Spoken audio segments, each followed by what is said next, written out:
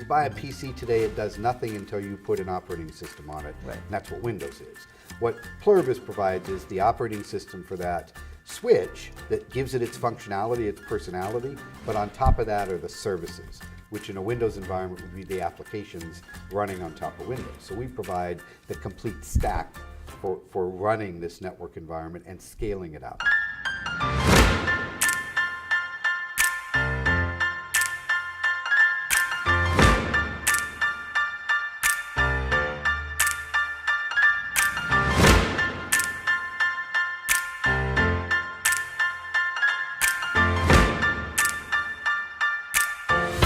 So Steve, I've been talking with Pluribus for a few years. I know you guys as one of the early SDN companies, but should I still call you that these days, an SDN startup?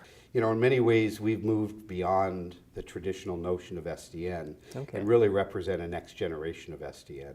And that's taking the software aspect and open networking hardware really to the next level by building in fabric architecture capabilities, by enabling people to build these large-scale networks that scale, not just within a data center or Right. within a central office, but scale across multiple locations and function and operate as a single entity. So let's talk a little bit about that and about the adaptive cloud fabric, because I get the impression that the multiple locations is a key part of what you're trying to do there. Yeah, exactly. So the adaptive cloud fabric is the result of our operating software. The operating system that we run, the network capabilities is called Netvisor. Okay. Netvisor was built to virtualize and scale out the network capabilities for open networking hardware. First, it's the network operating system, layer 2, layer 3 functionality that you expect in a network switch. But what it adds to that is services. And it brings in this fabric capability that we call the adaptive cloud fabric that allows you to integrate services on top of the network layer. It's actually physically integrated into the network layer, so you're able to be more dynamic, more secure in how you deliver those services over the network itself, how the network architecture is built. Essentially, this fabric eliminates the need for controllers. What Pluribus Networks have done with our Netvisor, right, and the adaptive cloud fabric is enabled building these large-scale networks without that complexity. So it really centers around simplicity. No controller is fully distributed across all of the network devices, and the fabric capability is distributed. So what we're able to deliver on top of that is intelligence and services, better policy control, the ability to do intent-based networking, and more importantly, as we get to that realm, the ability to integrate the telemetry, the instrumentation for monitoring and performance analytics and those types of things without the need for probes. Okay. Well, Netvisor is software, so where do you run Netvisor? Does it go on the network devices themselves? Think of it as Windows on the PC. You buy a PC today, it does nothing until you put an operating system on it. Right. And that's what Windows is. What Pluribus provides is the operating system for that switch that gives it its functionality, its personality, but on top of that are the services, which in a Windows environment would be the applications running on top of Windows. So we provide the complete stack for running this network environment and scaling it out. Now, a lot of the conversation around SDN, or I guess I should call it SDN, in the past has been about data centers. Right. How does this relate to the carrier world, what you're doing? Carriers are interested in two key things, right? NFV, network function virtualization, and SDN has kind of been the secondary aspect of it. Okay, How can right. they virtualize services, integrate it, and find ways to really reduce the hardware footprint and bring services together? Software-defined becomes the driver for everything. Software-defined data center is about how we bring compute, how we bring storage, and now how we bring the network into that software-defined realm. You have this other area called SD-WAN, which is software-defined WAN, but that's not the same as SDN. Right. SDN is really about an architecture, an approach to how you build the network, and more importantly, how you create the services and the adaptability of that network to be able to support the services that you want to deploy. So what matters for the carriers is really how they're going to change the architecture of the network, how they're going to take advantage of disaggregation of hardware and software, but more importantly, how do they integrate that into the services that they're running and create a much more simplified provisioning model so that anyone can provision that network and manage it, whether they're focused on the cloud service side and bringing services into that, running NFV projects, or just implementing fundamental networking within the central office or the points of presence. There's many, many applications in all aspects of the carrier's production network, as well as what the carriers are doing back in the back end on their own enterprise. Oh, right? their But own in the network. production environment, it's hugely relevant. The enterprise, it's the same as any other enterprise customer. It's how you drive efficiencies in your enterprise network. Yeah. So are carriers actually doing this? I mean, we've talked about these kinds of things for a long time. Is it really happening? Absolutely.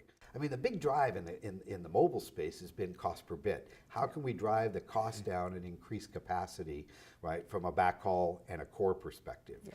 Now you see widespread deployments in the carrier core, in the packet core, to be able to support these environments for mobile, for business services, and even residential services. As NFV comes into play in these environments, they need to look at new ways to build the network to support the network functions that they're virtualizing.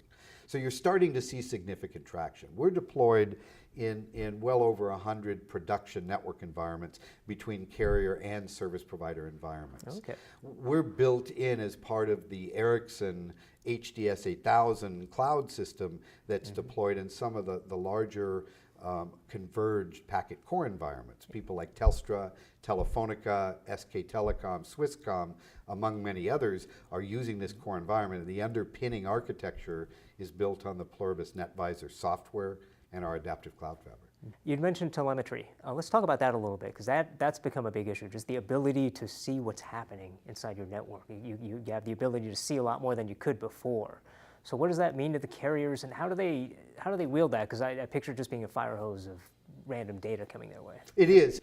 And the first challenge that a carrier has is, how do I get access to all this great knowledge that's in the network? See, the network knows everything. Yeah. It's seeing every connection. It really becomes the basis to do customer experience management, to do performance management, service optimization, and the key is, how do you get that? And the traditional model in the carrier space has been probing.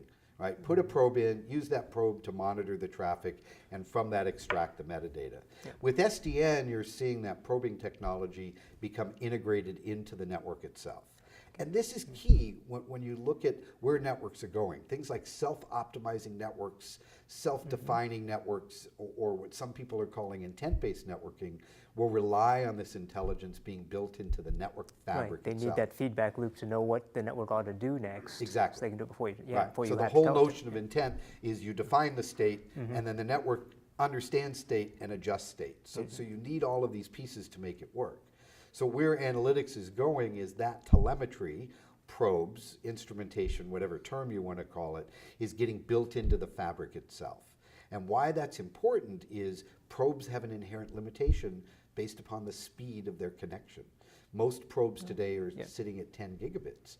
Well, you've got network links that are going 40, 100 plus gigabits. Okay. You need to be able to monitor at the speed of the network, and you need to monitor all traffic, because SDN changes traffic patterns as well, right? Carrier networks have been mostly north-south, traffic coming in, going out to the RAN, going to the mobile users, for example, or the subscribers in a business service environment. I've got more and more east-west traffic happening within the compute and the storage aspect of the network. So having that instrumentation everywhere becomes important for greater visibility. The challenge is, how do I put that in? It becomes prohibitively expensive. So leveraging the advanced capabilities of software-defined environments lets you get a much deeper view into what's going on. Okay. Now, managing the back end is the next problem. How do I take that data, sift through billions of transactions That's what I was about an to hour, ask, right? And deliver meaningful data? That comes Right. to the analytics platform. Okay. And really, it's how well you can ingest that data and how you sort to data that's meaningful and relevant. A typical carrier has multiple kind of agendas or things they need to do from analytics data, network intelligence. Okay. Running the network and optimizing it, understanding performance issues before a large number of users are affected is important. Capacity planning and optimizing, is the network operating at the best performance? How can I change, whether it be capacity or policies? Are there security risks or anomalies happening in the network? And the fourth area that's really interesting to carriers is customer experience management. How can I glean from all of this data flowing over the network ways to understand my customers' behavior? What are they doing? What services are they consuming? So analytics becomes really important, and the platform has to be able to pull and deliver that data in meaningful ways. Okay. Well, great. Very interesting stuff, Steve. Thanks for filling us in. Thanks.